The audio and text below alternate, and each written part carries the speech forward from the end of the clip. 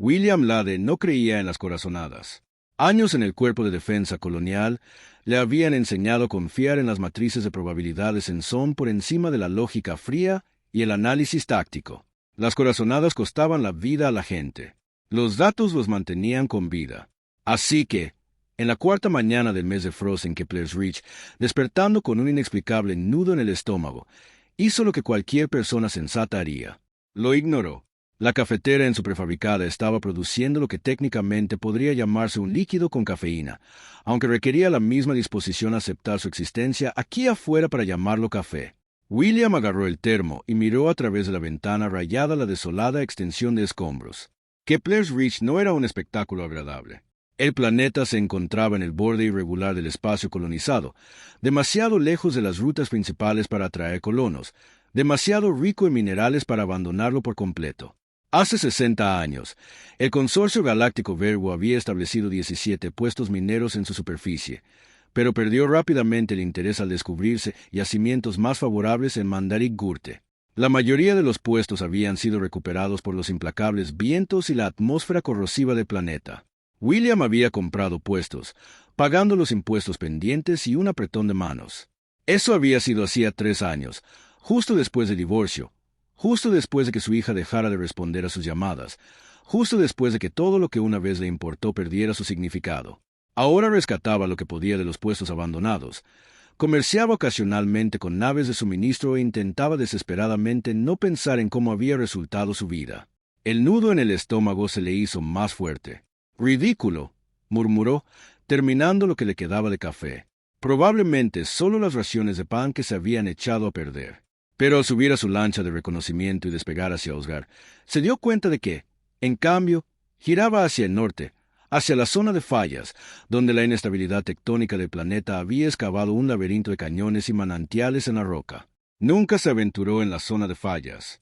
El terreno era turco, las posibilidades de recuperación mínimas y los peligros para la navegación numerosos. Y, aún así, siguió su instinto.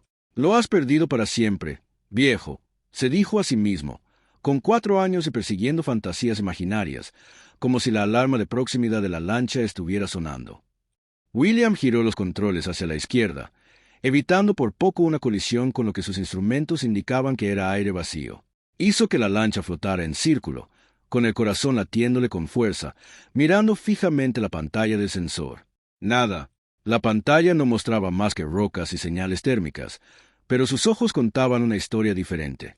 Allí, encajado en una estrecha grieta entre 2 formaciones rocosas, había algo que no debería estar allí. Una forma demasiado pequeña, demasiado quieta, demasiado fuera de lugar contra el paisaje gris violáceo. William depositó el bote sobre una superficie relativamente plana y cogió su traje espacial.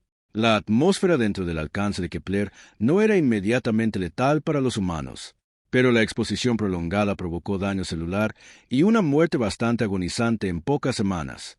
Había aprendido por las malas a respetar la química del planeta.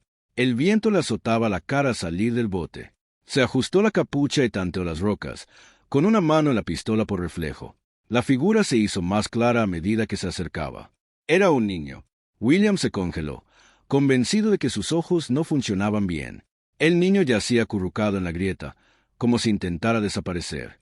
Su piel estaba cubierta de manchas de color cobre, escamas de colores que captaban la tenue luz, y de una de sus espaldas crecían 2 pequeñas alas modernas, del color de las hojas de otoño, pegadas al cuerpo. Un cabello largo, rubio platino, enmarañado y sucio oscurecía su rostro. William nunca había visto un draconi en persona. Había oído historias, por supuesto. Todos en las colonias exteriores conocían historias sobre los Draconari, los seres alados que habían aparecido en flotas dispersas de refugiados unas 2 décadas antes y que rápidamente se habían convertido en el tema de todas las teorías conspirativas alienígenas hostiles que la imaginación humana pudiera conjurar. Algunos planetas los recibieron con los brazos abiertos, otros derribaron sus naves. La mayoría simplemente fingió que no existían. El niño no se movió. William se arrodilló. Sus rodillas protestaron contra la fría piedra y extendió una mano destrozada. En el momento en que sus dedos tocaron el hombro del niño, sintió un temblor apenas perceptible, pero solo débil. «Oye», dijo en voz baja. «Oye, ¿me oyes?» No hay respuesta. De cerca, pudo verlo. El niño era varón, de unos 5 o 6 años según los estándares humanos. Tenía los labios agrietados y sangrantes. Sus escamas, que William creía luminosas, se habían vuelto opacas y grises. Las alas estaban desgarradas en algunos lugares, como si algo las hubiera arañado. No había huellas en el polvo, ninguna indicación de cómo había llegado el niño allí, ni rastro de una nave, un vehículo ni un compañero, solo esta pequeña criatura moribunda en el borde de la nada. Las manos de William se movieron antes de que su cerebro procesara la decisión. Desenganchó la manta de emergencia de su cinturón y la envolvió con el máximo cuidado posible, deslizando la tela sobre las frágiles alas. El niño no pesaba casi nada, solo huesos huecos y desesperación. «No pasa nada», dijo William, acunando al niño contra su pecho. «No pasa nada, te llevaremos a un lugar cálido». Estaba a medio camino de regreso al bote cuando finalmente lo absurdo de la situación lo golpeó. Era un soldado de 54 años que había evitado todo contacto humano durante 3 años. Y ahora estaba rescatando a un niño extraterrestre de un barranco en medio de la nada. Su exesposa lo habría encontrado divertidísimo. «¿Sabes?», le dijo al niño inconsciente. «Vine aquí específicamente para no tener que lidiar con los problemas de los demás». Las alas del niño se agitaron débilmente bajo la manta. «Sí», suspiró William. «Ya me lo imaginaba». El vuelo de regreso al puesto 11 duró 47 minutos. William pasó la mayor parte del tiempo dándole vueltas a su decisión. Su mente le decía que no tenía formación médica más allá de la trilogía básica de campo, ningún conocimiento de la fisiología draconiana y ningún medio para cuidar a un niño extraterrestre. Esa misma mente le aconsejó contactar con la autoridad colonial y dejarles el asunto en manos de ellos. Pero la gestión de las situaciones de refugiados por parte de la autoridad colonial era notoriamente cruel, y William había visto suficiente en sus años de servicio como para saber exactamente qué le sucedería a un menor extraterrestre no acompañado en un planeta remoto. Así que siguió volando, abrazando al niño con fuerza, ignorando su razón.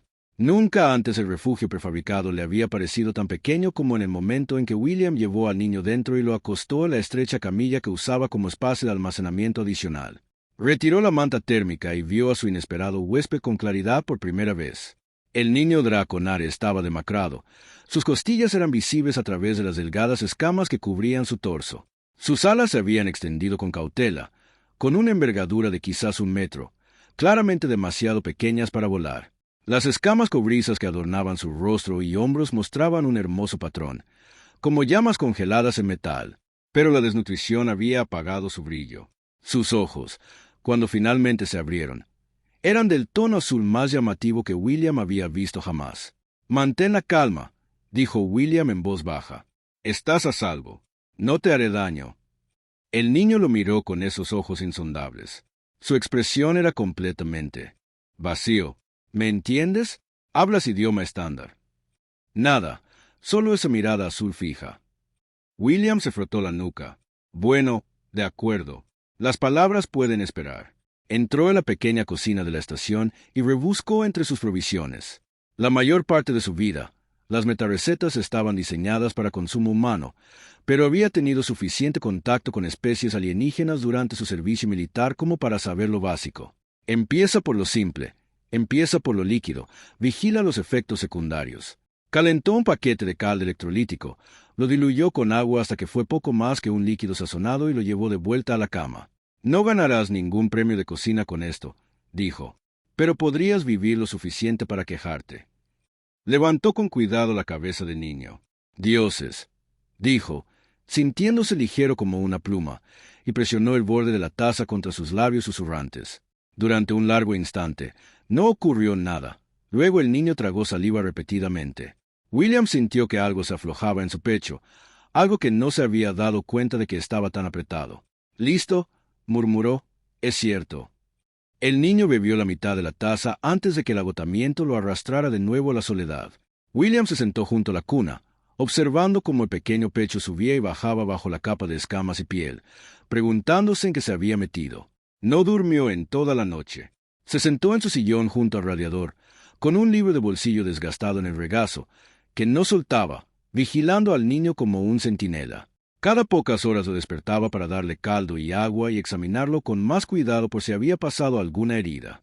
Por la mañana, la respiración del niño Draconari se había estabilizado. Las escamas habían recuperado un calor rojizo cobrizo. William se preparó otra taza de café espantoso y comprendió lo que su instinto le había estado diciendo desde el cañón. Esto no era temporal. No era un problema ajeno. Ahora era suyo. El niño no habló durante los 2 primeros días. Comía lo que William le daba, bebía cuando se lo pedía y observaba todo con sus llamativos ojos azules. Su mirada seguía los movimientos de William en el hábitat con una intensidad que parecía casi depredadora. No amenazante, sino inquisitiva, calculadora. William realizaba sus tareas con la mayor normalidad posible. Comprobaba los procesos atmosféricos, diagnosticaba los receptores de agua, catalogaba su inventario de rescate y actuaba como si tener un niño extraterrestre mudo como huésped fuera perfectamente normal. La segunda noche, mientras William calentaba la cena, el niño finalmente salió de la cuna por sí solo. Se puso de pie sobre patas temblorosas, con sus pequeñas alas medio extendidas para mantener el equilibrio, y cruzó el hábitat hasta la ventana de observación. Se quedó allí un buen rato, contemplando el crepúsculo violeta. «No hay mucho que ver», dijo William, uniéndose a él, «pero los atardeceres son bastante bonitos. Algo en la composición atmosférica hace que todo parezca de ese color». El niño no respondió, pero sus alas se relajaron ligeramente contra su espalda. «Sabes», continuó William, «siempre te llamo pequeño en mi cabeza, pero eso suena tan impersonal. Tienes un nombre de verdad». Los ojos azules se volvieron hacia él. El chico abrió la boca, y lo que salió no fue realmente un discurso. Era algo entre un silbido y un zumbido, una serie de cambios de tono que los oídos humanos de William no podían percibir. «Te seré sincero», dijo William. «No podría volver a hacerlo, ni aunque me fuera la vida en ello». «¿Y si encontramos algo más?» «Solo por razones prácticas». El chico ladeó la cabeza. «Durante mi tiempo en el ejército, serví con un piloto llamado Hase.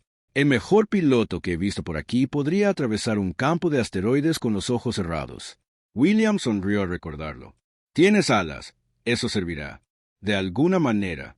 El niño lo pensó un momento y asintió muy lentamente. «Hase, soy yo», dijo William. «Soy William. Y esto, que también implica la comida calentándose en la pequeña estufa, es la cena. Espero que no seas muy quisquilloso con la comida. Mi espectro culinario va desde lo maduro y apenas comestible hasta lo casi comestible». La expresión de Hase no cambió, pero William habría jurado que la comisura de la boca del niño se torció. Progreso. Al tercer día, Hase había pasado de observador silencioso a ayudante silencioso. Seguía a William por el puesto de avanzada como una pequeña sombra cobriza, imitando sus movimientos mientras examinaba sus herramientas, señalando ocasionalmente cosas con un chillido interrogativo que William interpretaba como «¿qué es eso?». El niño era inteligente, incluso aterradoramente inteligente. Una vez vio a William ejecutar una secuencia de diagnóstico y luego repitió las pulsaciones en otra terminal antes de que William pudiera detenerlo. En cuestión de horas, había aprendido la disposición del hábitat, reconocido la función de varios dispositivos con solo observarlos y desarrollado la asombrosa habilidad de entregarle a William con precisión la herramienta que necesitaba incluso antes de que se la pidiera. «Me estás haciendo quedar mal», dijo William la tercera noche, después de que Jay recalibrara el sistema de filtración de agua. «Llevo 6 meses luchando con esto». Jay emitió ese zumbido sordo que parecía una especie de encogimiento de hombros para su gente. Sí, solo estaba siendo dramático. Pero William se encontró sonriendo más de lo que lo había hecho en años. El hábitat ya no se sentía vacío. El silencio entre ellos no era incómodo. Era cómodo, como si tuvieran su propio lenguaje de miradas, invitados y silencios comprensivos. Había olvidado lo que se sentía tener a alguien cerca, alguien que lo necesitaba, alguien a quien quería proteger. Esa noche, Hase se subió al catre por su cuenta y se recogió, envolviéndose con sus alas como una manta. William se cubrió con la manta térmica y, distraídamente, apartó un mechón de cabello rubio platino de su frente. Los ojos azules de Hase se abrieron y lo miraron. «Duerme», dijo William Barch, repentinamente avergonzado. «Mañana te explicaré cómo funcionan los procesos atmosféricos». «Genial, te lo prometo». Hase cerró los ojos, pero justo antes de quedarse dormido, extendió su pequeña mano y sujetó el dedo de William por un momento. Luego lo soltó. William se quedó allí un buen rato. El tiempo pasó mientras miraba su mano vacía, sintiendo que algo antiguo y abandonado dentro de su pecho parecía despertar. En la mañana del cuarto día, William despertó con la alarma de proximidad. Saltó de la cama y estuvo armado en segundos. Años de entrenamiento militar habían desvanecido la niebla del sueño. Hase, sobresaltado, saltó de la litera con las alas extendidas, adoptando una postura defensiva que lo hacía parecer el doble de grande. «Quédate aquí», ordenó William. Se dirigió a la consola de sensores. 3 contactos se acercaban a pie desde el sureste. Sin vehículos, sin rastro de armas. William activó las cámaras externas y el corazón le dio un vuelco. 3 figuras cruzaban la llanura destrozada hacia su puesto de avanzada. Se movían con una gracia pausada que parecía fuera de lugar en el paisaje hostil. Su larga cabellera rubia platino ondeaba tras ellas al viento. Era una Draconari adulta, de complexión femenina y muy distinta a la niña moribunda que William había encontrado en el Cani. Estas mujeres eran guerreras. Lo notaba por su forma de moverse, su forma de escrutar el terreno, la forma en que sus enormes alas, de al menos 4 metros de largo, batían para atrapar las corrientes de aire y estabilizar su movimiento. Su piel tenía las mismas escamas rojo cobrizas que la de Hase, pero las suyas eran más densas, más vibrantes. Las llamas esculpían la carne. Sus rostros eran formidables, angulosos y feroces, con los mismos ojos azules y reales que parecían brillar en la pálida luz de la mañana. Llevaban armaduras hechas de una aleación metálica desconocida, con intrincadas costuras e incrustadas con gemas azules que latían desde dentro. Tras él, Hase dejó escapar un sonido, algo entre un jadeo y un grito. William se giró y vio al chico pegado a la ventana, con las palmas de las manos apoyadas contra el cristal y las alas temblando. «¿Los conoces?», dijo William. No era una pregunta. Hess tenía los ojos muy abiertos y la respiración entrecortada. Miró a William, luego volvió a mirar las formas de costura y profirió una serie de palabras urgentes. «No te entiendo, chico, pero creo que lo pillo». William enfundó su arma. Pasara lo que pasara, disparar no serviría de nada. Se puso la armadura y salió. Las 3 mujeres Draconari se detuvieron a 50 metros del puesto de avanzada. La del medio, la más alta, con la armadura más elaborada y una aura de autoridad, avanzó sola. Se dio cuenta William con una especie de observación distante, el ser más impresionante que había visto en su vida. Sus escamas cobrizas brillaban a la luz como metal pulido, cubriendo su rostro con un patrón que enmarcaba sus ojos y descendía por su frente. Tenía las alas plegadas tras la espalda, pero incluso en reposo irradiaban poder y potencial. Las gemas azules de su armadura latían al ritmo de su respiración. Su mirada se fijó en William con una intensidad que lo alegró de no llevar un arma. «Tienes a nuestro hijo», dijo. Su acento era pronunciado pero claro, su voz profunda y resonante. William dejó caer las manos visiblemente a los costados. «Encontré a un niño muriendo solo. Lo puse a salvo». La expresión de la mujer Draconari no cambió. «Eres humana. Que yo sepa, los humanos nunca han mostrado bondad con nuestra gente». William pensó en las historias que había oído, barcos de refugiados rechazados en los puertos, familias Draconari detenidas para procesarlos, niños separados de sus padres en nombre de la seguridad colonial. «Sí», dijo, «lo sé y lo siento, pero no podía dejarlo ahí fuera». La mujer lo observó durante un largo instante.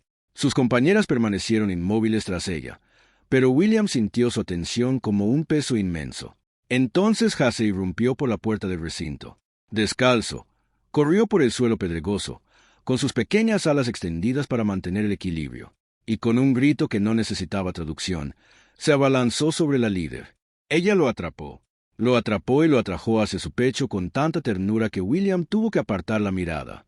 Sus enormes alas se extendieron y envolvieron por completo al niño, ocultándolo del mundo. Sus excrementos cayeron hasta que su rostro quedó enterrado en su cabello. No emitió ningún sonido. Él también guardó silencio, pero el aire parecía vibrar de emoción. Las otras 2 mujeres se acercaron, extendiendo sus alas y formando un dosel protector alrededor de madre e hijo. William vislumbró sus rostros. Alivio, agonía, un amor demasiado intenso para ocultarlo. Se quedó completamente inmóvil y le dio su momento. Finalmente, la líder levantó la cabeza. Sus ojos azules se humedecieron al ver a William. «Soy Gualda», dijo con voz de Ra. «Este es mi hijo, Kerat. Le salvaste la vida, William Lade, y se hace llamar Hase». «¿Hase?», repitió Valindra. Miró al niño en sus brazos. «Le diste un nombre». No pudo decirme su verdadero nombre. Me pareció impersonal llamarlo simplemente pequeño. Algo que podría haber sido una sonrisa, Hus, en el rostro de Valindra. Hase, lo recordaré. El niño, Kiratil, se asomó entre los brazos de su madre y captó la mirada de William. Su pequeño rostro estaba lleno de una alegría que lo hacía parecer un niño completamente diferente del que William había encontrado hacía 4 días, y algo en el pecho de William se encogió con una sensación de que no quería mirar más de cerca. «Pasen», se oyó decir. «Todas. El ambiente aquí no es agradable». Las 3 mujeres intercambiaron miradas. La de la izquierda, más baja que Walindra, con escamas que se extendían por su rostro formando un patrón más elaborado, emitió unos silbidos. «Mi hermana Meredes cuestiona tus motivos», tradujo Valindra. «¿Quieres saber por qué nos invitas a tu casa?», dijo William, mirando a Meredes. Ella sostuvo su mirada sin pestañear. Su postura irradiaba cansancio. «Porque llevas días viajando», dijo William. «Porque estás agotada, porque te sangran los pies a través de las botas». «Sí, me di cuenta, y porque el chico acaba de recuperar a su familia y merece celebrar en un lugar donde no haga un frío glacial». Se dio la vuelta y regresó al hábitat, dejando la puerta abierta tras él. Al cabo de un momento, oyó pasos que lo seguían. Nunca antes había tanta gente en el hábitat. Los 5 apenas cabían dentro, a pesar de que los Draconarios conservaban sus alas, cuidadosamente plegadas tras la espalda. La calefacción funcionaba a toda potencia contra la entrada de aire frío, y las paredes parecían haberse encogido. Sin embargo, a pesar de todo, a William no le molestaba el espacio reducido. Walindra estaba sentada en el borde, con el catre Kiratel en su regazo, rodeándolo con sus brazos como si temiera que volviera a desaparecer. El chico había apretado el rostro contra su pecho, con sus pequeñas alas sobre sus hombros acorazados. La tercera mujer que William vio, llamada Lara, se dirigió a la calefacción con la familiaridad de quien ha pasado tiempo con la tecnología humana. Era la más joven de las 3, con rasgos algo más suaves y escamas que parecían más bronce que cobre. Su armadura era menos ornamentada que la de las demás, lo que sugería un rango inferior o una edad más joven. Meredes se detuvo junto a la puerta. Su mirada recorrió incesantemente el hábitat y sus habitantes. Su mano permaneció cerca de la espada en su cadera. «No le gusto», pensó William. La observó con ternura y preparó toda la comida y agua que pudo. «No confía fácilmente», dijo Valindra. «Se lo merece», asintió William. Colocó una taza de caldo caliente ante Valindra, el mismo caldo que le había dado a Kirata, y retrocedió. «¿Me dirás qué pasó?», preguntó. «¿Cómo había llegado a ese barranco?». La mano de Valindra se posó en el cabello de Kirata. El chico tenía los ojos cerrados. El agotamiento lo arrastró al sueño, aferrándose a la armadura de ella. «Éramos refugiados», dijo ella. «Nuestro mundo ardió hace 7 años. Enfermedades, guerras, colapso ecológico. Los detalles son menos importantes que el resultado. Huimos en todas las naves que aún podían volar, dispersos por las estrellas como hojas en una tormenta. Algunos encontraron refugio, la mayoría no». Silera dejó una taza con más fuerza de la necesaria. «Refugio», repitió, con las palabras sonando como una maldición. «Nuestra nave», continuó Valindra, «nos encontró a 53 a bordo. Llevábamos 2 meses viajando, buscando un mundo que nos acogiera. No encontramos ninguno. El agua escaseaba. La comida se había acabado. Sabíamos que no sobreviviríamos mucho más». Hizo una pausa, y algo en su rostro se contrajo. «Hace 3 semanas, recibimos una señal de una estación humana. Nos ofrecieron un puerto seguro. Nos ofrecieron refugio». William sintió un nudo en el estómago. Sabía de qué se trataba todo esto. «Era una trampa», dijo Valindra. «Traficantes de esclavos. Maniobró nuestra nave y la cambió antes de que pudiéramos reaccionar. Separaron a los hombres para trabajos forzados, a las mujeres para otros fines, a los niños». Su voz titubeó. Meredith se movió, cruzó la estación y puso la mano sobre el hombro de Valindra. El gesto fue brusco, casi agresivo, pero Valindra lo permitió. Kiratel estaba escondido. Le dijo a Lara, tomando el control. Valindra lo había escondido en un contenedor antes de que los traficantes de esclavos llegaran a nuestra zona. «Rezamos para que no lo encontraran. Y no lo hicieron», dijo William. «No, pero cuando huimos, cuando nos abrimos paso luchando, estaban libres y tomaron una de sus lanzaderas. Tuvimos que huir antes de poder recuperarlo. La lanzadera resultó dañada. Nos estrellamos en este planeta a 400 kilómetros de aquí. Desde entonces, hemos recorrido kilómetros a pie, kilómetros a través de los campos de escombros. William miró a las tres mujeres con nuevos ojos.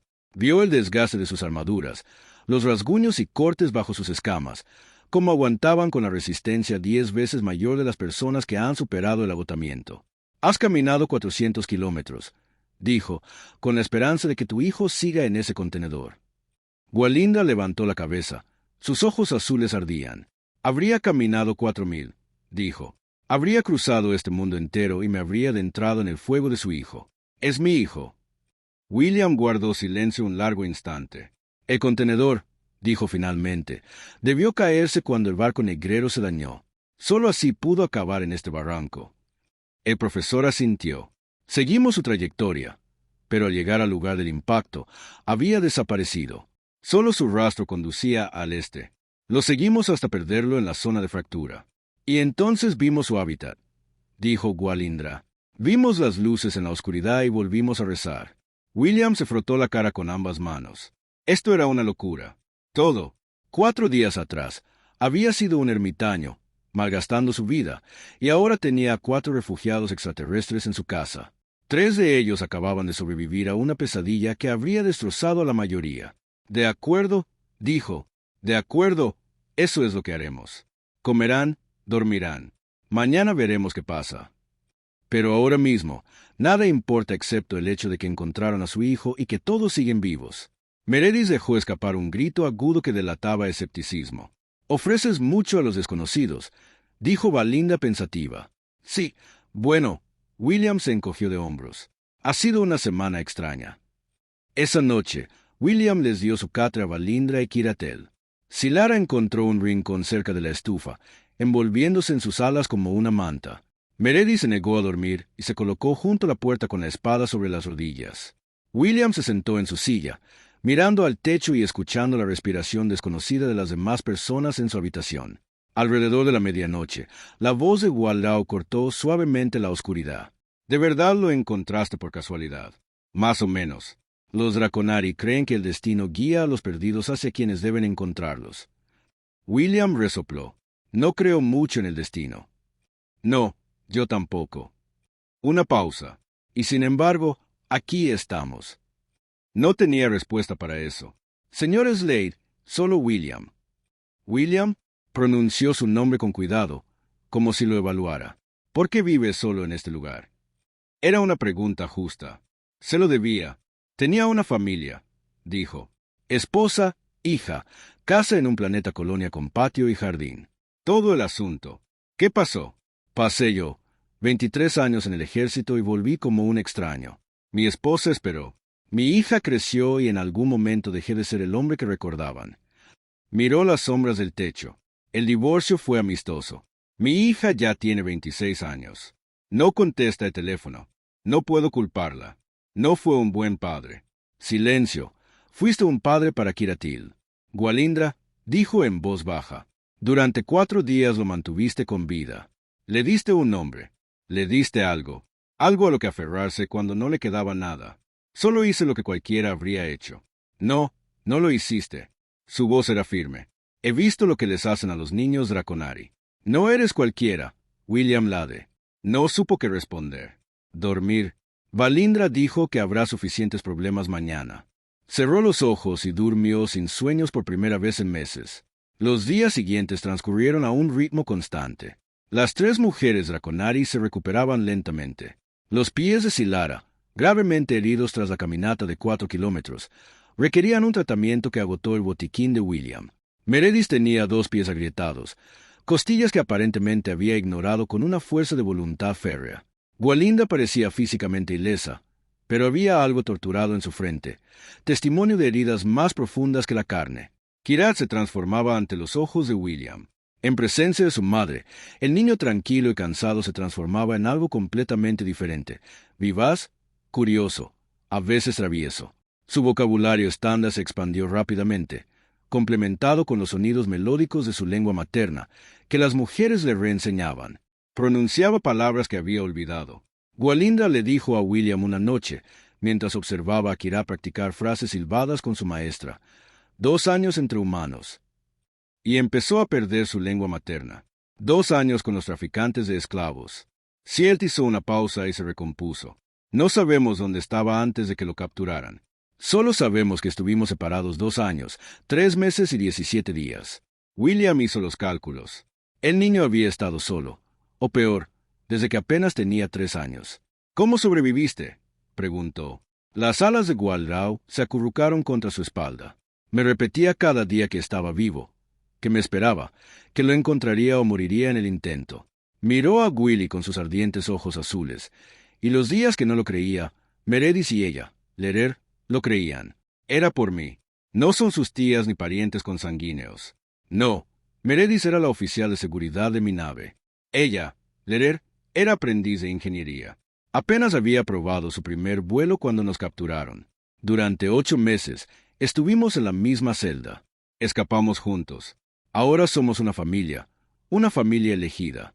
Gwalindra inclinó la cabeza. ¿Existe otro tipo de familia? William pensó en su hija biológica, que no le había hablado en 3 años, y en su exesposa, que había sido perfectamente educada durante el divorcio y completamente ausente después. No, dijo, no creo que exista. 2 semanas después, llegó el satélite de suministros. El vuelo de carga mensual solía ser el único contacto humano de William, y había aprendido a temer el necesario small talk. Esta vez, sin embargo, su miedo era diferente. Ocultaos, les dijo a las mujeres hasta que pudiera evaluar su reacción. La expresión de Meredith revelaba claramente lo que pensaba de esconderse, pero Gwalindra le puso una mano en el brazo. Tiene razón. No sabemos cómo reaccionará esta persona. El piloto se llamaba Koubai. Tenía unos 50 años, una cara como cuero arrugado y el aire de un hombre que había visto demasiado como para sorprenderse por nada. Llevaba 10 años volando la ruta a Cape Reef. Slade, dijo, bajando del transbordador. Parece que sigues vivo aquí fuera. Koubai entrecerró los ojos. Te ves diferente. Pareces menos un cadáver, más un humano. Gracias, pensé. Descargaron los suministros en un silencio confortable. William esperó a que Koubai notara algo inusual. Una sola escama en el suelo, una voz desde el hábitat, cualquier cosa, pero el viejo piloto no pareció notarlo hasta que se detuvo de repente. ¿Visitas?, preguntó Koubai con indiferencia, levantando una caja de raciones de pan. Williamson se estremeció hacia su pistolera antes de poder contenerse. Koubai lo notó y entrecerró los ojos. Tranquilo, dijo el piloto. No soy la autoridad colonial, solo soy un tipo que transporta cajas. Dejó la caja en el suelo. Dracunari. Cierto, puedo oler el ozono. Tienen una cosa con alas que libera la carga. William sopesó sus opciones. Mentir parecía inútil. Luchar contra un hombre que controlaba su línea de suministro parecía aún más tonto. 4, dijo, 3 mujeres y un niño. Refugiados. Coburn asintió lentamente. Refugiados de la casa de esclavos. ¿Los conoces? Aunque sé mucho. Ventaja. Rutas de vuelo que nadie más quiere. El piloto se frotó la barbilla. Planean quedarse. William se dio cuenta de que no sabía la respuesta a esa pregunta. La posibilidad de que Gwalindra y su familia se fueran no se le había ocurrido hasta ese momento. No lo sé, admitió. Coburn lo observó un buen rato y luego hizo algo inesperado. Sonrió. ¿Sabes, Slade? Llevo 3 años abasteciéndote. Nunca te había visto tan lleno de vida. Volvió a coger la caja.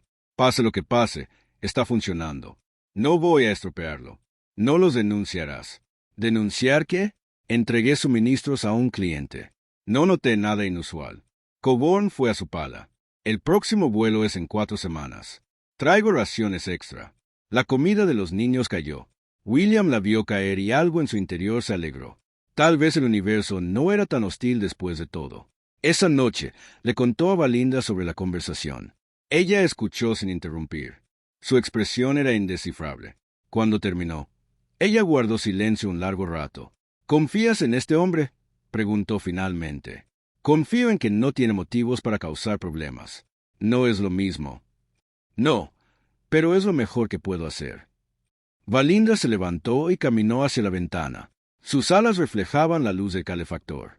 Las piedras azules de Edu en su armadura latían lentamente en la penumbra. No podemos quedarnos aquí para siempre, dijo. William sintió que las palabras lo golpeaban como un puñetazo, aunque las esperaba. Sé que tenemos que encontrar a nuestra gente, a los demás de nuestra nave, a los supervivientes. Tenemos que reagruparnos, reconstruir. Hizo una pausa. No podemos pedirte que cargues con nuestra carga. No se pide. Se dio la vuelta. ¿Qué? No me pides que lleve algo. Te lo ofrezco. Una mirada escudriñó su rostro. ¿Por qué? Era la misma pregunta que ella le había hecho aquella primera noche, y William seguía sin tener una buena respuesta. O mejor dicho, tenía muy pocas. Muchas respuestas, ninguna de las cuales había pronunciado en voz alta. Había significado porque lo tenía al estar solo, porque Kiratel le había dado la mano en la oscuridad, y porque algo fundamental había cambiado en su pecho, porque por primera vez en años sentía que su vida tenía un propósito más allá de esperar la muerte, porque cuando Valindra lo miraba, se sentía como alguien digno de ser mirado. Porque quiero, dijo, no era suficiente. Estaba lejos de ser suficiente. Sin embargo, Walindra asintió lentamente, y algo en su postura se relajó. Entonces nos quedaremos aquí por ahora, dijo, a ver qué pasa. La primavera en la escala de Kepler era un término relativo. La nieve no se derretía porque no había nieve, solo el viento incesante y los días que se alargaban gradualmente mientras el planeta orbitaba alrededor de su lejano sol. Pero aún así, las cosas mejoraron. Kiratel prosperó. Sus vuelos se volvieron lo suficientemente fuertes como para realizar planeos cortos, que practicaba obsesivamente alrededor del puesto de avanzada. Su habla mejoró hasta alcanzar una fluidez magistral, salpicada de frases draconianas que le habían enseñado las mujeres, y que William poco a poco aprendía a reconocer. «William», gritó el chico, impulsándose desde un contenedor. «Cartera Kira, mírame». Y William observaba, atrapándolo cuando sus planeos inevitablemente se convertían en choques, sintiendo algo peligrosamente cercano a la felicidad. El cansancio de Meredith se derretía poco a poco. Empezó a hablar directamente con William en lugar de hablar de Walindra, aunque su expresión seguía siendo escéptica. Manejaban los protocolos de seguridad con una competencia que hacía que William se sintiera como un aficionado. «Tus sensores perimetrales están mal posicionados», dijo esa mañana. Los planos del puesto de avanzada se interponían entre ellos. Un ataque desde el noroeste sería invisible hasta que el atacante se acercara a 50 metros. Normalmente, no espero atacantes. Todos deberían. Golpeo el plano con un dedo cobrizo. Aquí y aquí. Deberíamos instalar sensores adicionales. No tenemos sensores adicionales. Meredith sonrió, una expresión que parecía extraña en su rostro severo. Entonces los construiremos. Silara estaba demostrando tener un don técnico, casi sobrenatural. En un mes, había mejorado la eficiencia de los procesos atmosféricos de William en un 3% e instalado un sistema de purificación de agua que reducía los residuos a casi nada. «Tu tecnología es primitiva», le dijo, alegre, con los codos hundidos en los circuitos. «Pero tiene potencial. Lo tomaré como un cumplido. Tú también deberías». Escogió un componente y lo examinó críticamente. «En nuestro mundo natal, soy una mala estudiante, me distraigo con facilidad, cuestiono demasiado rápido a mis maestros. Pero aquí afuera, con recursos limitados y sin reglas, sus alas crujieron con satisfacción. Aquí afuera, lo estoy haciendo muy bien». Y Valindra estaba allí, presente de una forma que hacía a William profundamente consciente de su propia presencia. Cuando se encontraron en el reducido hábitat, sus hombros se rozaron. El roce fue innecesario. Cuando hablaron, sus conversaciones se prolongaron hasta altas horas de la noche, abarcando desde estrategias de supervivencia y recuerdos de la infancia hasta debates filosóficos sobre la naturaleza del hogar. «El hogar no es un lugar», le dijo Walindra una noche. Los dos estaban sentados afuera mientras Kiratel practicaba sus vuelos en planeador bajo la supervisión de Silara. «El hogar es la gente por la que morirías. Puede que sea una definición sombría, pero es acertada». Ella lo miró, sus ojos azules reflejando la luz. «Dime, guarida de William, ¿por quién morirías?» Pensó en su hija, de la que estaba distanciado, en su exesposa, en los soldados con los que había servido y que se habían desvanecido en los recuerdos. Entonces pensó en Kira Talel, quien se había arrojado de contenedor con la absoluta confianza de que alguien lo atraparía. «Empiezo a entender», dijo. Walindra asintió lentamente. Su mano encontró la de él en la oscuridad, sus escamas frías contra su piel. Permanecieron así hasta que las estrellas aparecieron en el cielo. El ataque llegó sin previo aviso. William estaba en la bodega de salvamento catalogando piezas cuando sonaron las alarmas de proximidad. En cuestión de segundos, salió por la puerta, con el arma desenvainada, y lo que vio le heló la sangre. Una nave fuertemente armada, un agitador militar, con las marcas del consorcio Meridian, una de las organizaciones de trata de esclavos que operaba en el espacio sin ley entre los territorios coloniales, aterrizó en los restos a 300 metros del puesto de avanzada. «Gwalindra», gritó William. «Meridian». Salieron furiosos del hábitat, Meridian con la espada desenvainada. Gwalindra apretó a Karatel contra su pecho. Celara lo siguió, con un rifle de pulsos recuperado en las manos. «Nos encontraron», gruñó Meredith. «Imposible», le dijo a Lara. «Monitoreé todas las frecuencias. No había señal de rastreo». No importa cuánto pensara William sobre las opciones tácticas. El puesto de avanzada estaba mínimamente defendido. Tenía un arma de grado militar, munición limitada y 3 civiles que proteger. Lo que importa es qué hacemos ahora. La rampa de la nave descendió. Surgieron figuras armadas, al menos una docena con el chaleco antibalas oscuro que prefieren los esclavistas del consorcio. «Hay una salida trasera de complejo», dijo William a través del túnel de mantenimiento. «Sale 2 kilómetros al sur, cerca del sistema de cañones». «No los dejaremos atrás», dijo Gwalindra. «No tendrán elección. Les estoy ganando tiempo». «No». La voz de Meredith era firme. «Son un soldado contra 12. Esto no es ganar tiempo, es un suicidio. No les pido permiso ni su sacrificio». El timón de Meredith a su lado, la espada lista. «Si morimos, moriremos juntos. Eso es la familia». William abrió la boca para. Él no estuvo de acuerdo, y Kiratel se soltó del agarre de su madre. El niño se movía rápido, más rápido de lo que William hubiera creído posible. Sus pequeñas alas lo elevaban en un planeo. La lancha de desembarco se acercaba. «Kiratel, planea, Lindra». Ella se abalanzó tras él, desplegando sus alas en un desesperado arrebato de velocidad. William estaba justo detrás de ella, con el corazón latiendo con fuerza y el arma en alto.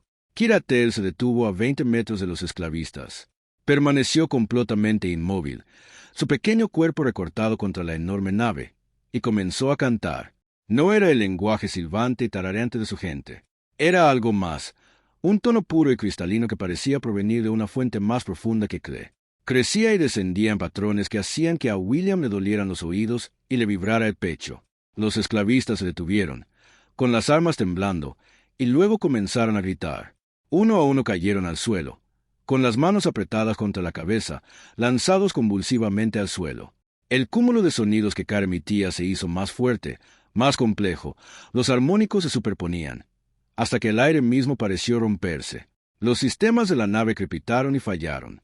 Sus luces parpadearon, sus armas colgaban flácidas, y la canción seguía. El joven William llegó a Kirat justo cuando el último traficante de esclavos se desplomaba. Agarró al niño, lo jaló hacia atrás, y la canción se detuvo abruptamente. Kirat lo miró con esos insondables ojos azules. «Querían hacernos daño», dijo simplemente. «No los dejé». William miró a los traficantes de esclavos inconscientes, la nave averiada, los aparatos electrónicos humeantes. Luego miró al niño pequeño en sus brazos. «¿Qué?», preguntó lentamente. «¿Fue eso?». Gwalindra la alcanzó y se arrodilló junto a su hijo. Sus manos lo acariciaron, comprobando si tenía heridas. La voz, dijo, «¿La suya?». Con voz temblorosa, dijo, «Sí, fue un don de nuestra gente hace mucho tiempo, la capacidad de generar frecuencias de sonido y calor que alteran las funciones nerviosas. Creíamos que se había perdido. Creíamos que atraía a Kyatel hacia sí misma. En toda nuestra historia, solo hay 12 casos documentados de alguien capaz de usar estas voces. Se manifiesta en la infancia, en momentos de extrema amenaza. Acaba de incapacitar a 12 hombres armados con sus cuerdas vocales», dijo William. «Sí, y desactivó un buque de guerra». «Sí». William se desplomó pesadamente sobre el suelo pedregoso. «Bueno, eso es mucho para asimilar». Meredith ya estaba atendiendo a los esclavistas caídos, atándoles las manos y comprobando sus signos vitales. Lara había corrido a la nave, sin duda ansiosa por examinar los sistemas inutilizados. Kyatel se retorció en el abrazo de su madre hasta que pudo ver el rostro de William. «¿Estás enojado?», preguntó el niño. «¿Enojado? ¿Por qué iba a estar enfadada? Me dijiste que me quedara en el hábitat». «No te oí». risió William. Un ruido un poco histérico. Caramba, acabas de salvarnos la vida a todos. Creo que puedo perdonarte tu desfachatez. Una sonrisa se dibujó en el rostro de Kiratal. Vale, de acuerdo. Sin embargo, William añadió que la próxima vez no estaría mal una pequeña advertencia. Quizás oye, William, tengo poderes mágicos para gritar. Una advertencia antes de usarlos. Esto no es magia.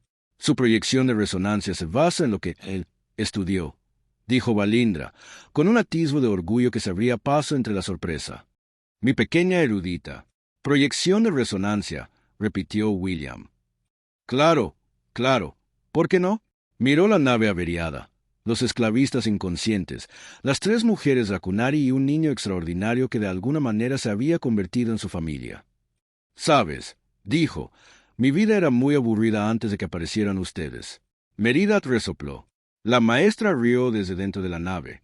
Gwalindra sonrió, y Kiratel se lanzó a un abrazo con William que casi lo derriba. Me alegro mucho de haberte encontrado, dijo el niño. William abrazó al niño, cuidando de las alas pequeñas. Sí, dijo.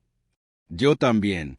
Desmantelaron el barco negrero, aseguraron a los prisioneros para que los recogieran las autoridades coloniales y enviaron un mensaje a Cuba solicitando transporte de emergencia.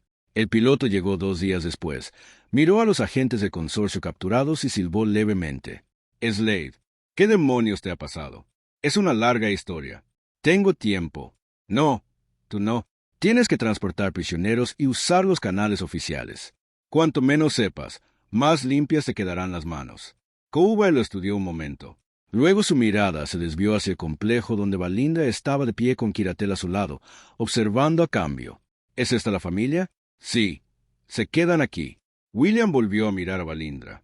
Ella sostuvo su mirada e inclinó ligeramente la cabeza. ¿Se quedan? Cuba sonrió. Bien, ya era hora de que tuvieras algo que valiera la pena proteger. Le dio una palmadita a William en el hombro. Me aseguraré de que esos bastardos reciban lo que les corresponde. Cuida de la gente. Puedes contar con ello. El sudario se elevó, llevando a los esclavistas hacia la justicia que los aguardaba. William lo observó mientras se elevaba hacia el cielo púrpura hasta desaparecer. Es un buen hombre, dijo Valindra, apareciendo a su lado. Es un contrabandista y un oportunista, probablemente buscado en los sistemas de salud. Eso no excluye la bondad. William sonrió. No, creo que sí. Permanecieron juntos mientras el viento soplaba sobre los escombros de los blocks residenciales. En algún lugar detrás de ellos, Kiratel le enseñaba canciones infantiles a Silara. Su joven voz se mezclaba con sus intentos de imitar las complejas armonías. Meredith hacía su ronda vespertina. Su silueta se recortaba con claridad contra la cresta. William Valindra dijo, sí, en mi cultura hay una ceremonia. Cuando 2 personas deciden comenzar una vida juntos, se presentan ante sus familias y declaran su intención. No es legalmente vinculante de ninguna manera. Es simplemente una promesa, una confirmación de lo que ya existe. El corazón de William latía con fuerza. ¿Es esto lo que estamos haciendo? ¿Construir una vida juntos? Gwalindra se giró hacia Mom en la luz que se desvanecía. Sus hombros brillaban como brasas, y había algo en sus ojos azules que nunca antes había visto. Esperanza. Me pregunto, dijo, si esto es lo que estamos haciendo. ¿Lo harás? William pensó en sus años vacíos, su matrimonio fallido, su hija distanciada, todas las formas en que había huido de la conexión porque el compromiso significaba la posibilidad de una pérdida.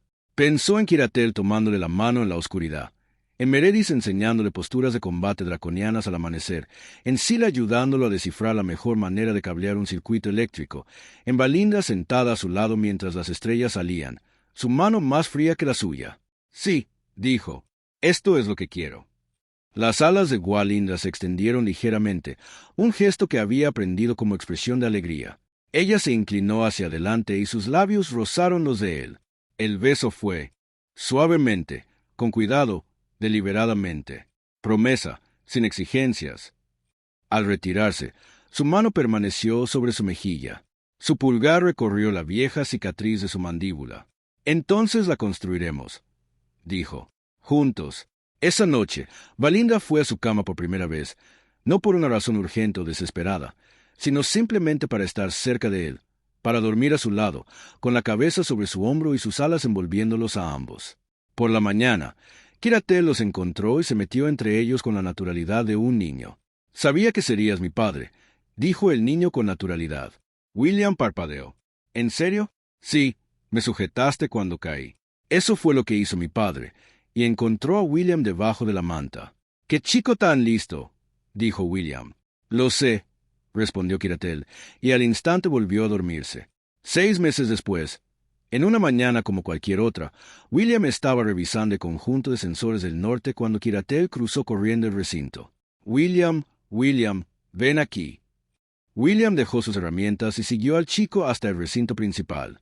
Dentro, Walindra estaba sentada ante la terminal de comunicaciones, con el rostro bañado por la luz de la pantalla. «¿Qué pasa?» Walindra levantó la vista. Tenía los ojos húmedos, pero sonrió. «Los encontramos», dijo. «La señal del maestro los ha alcanzado. Los demás supervivientes de nuestra nave se han escondido en una luna del sistema Cine. ¿Quieren venir aquí?» William lo procesó. 47 Draconari más, si me lo permites. Si no... Rió y negó con la cabeza. «Walindra, este no es mi planeta. Yo no decido quién vive dónde». «No, pero tú decides quién vive aquí, en nuestra patria». «Nuestra patria». Miró a su alrededor, en los reducidos aposentos, en el proyecto de construcción de Silara, esparcido por todas partes, en los armeros de Meridat junto a la puerta, en el de Kirat. Dibujos en las paredes. «Necesitamos más edificios», dijo. La sonrisa de Walindra se ensanchó. «Sí, más suministros, más procesos atmosféricos, probablemente mejores defensas. Sí, habrá caos. Probablemente». William se frotó la cara, pero sonrió. «De acuerdo», les dijo, «que vengan. Nos encargaremos de esto». Kiratal vitoreó y se abrazó de nuevo a William. Walindra se levantó de la terminal y los abrazó a ambos. Sus grandes alas cobrizas se extendieron, envolviéndolos a todos. «Gracias», susurró. William abrazó a su familia encontrada, elegida, inesperada, y sintió algo que creía haber perdido para siempre. Hogar. Había encontrado a una niña dragón hambrienta, y 4 días después, 3 mujeres dragón estaban en su puerta. Y de alguna manera, de una manera imposible, ese había sido el comienzo de todo.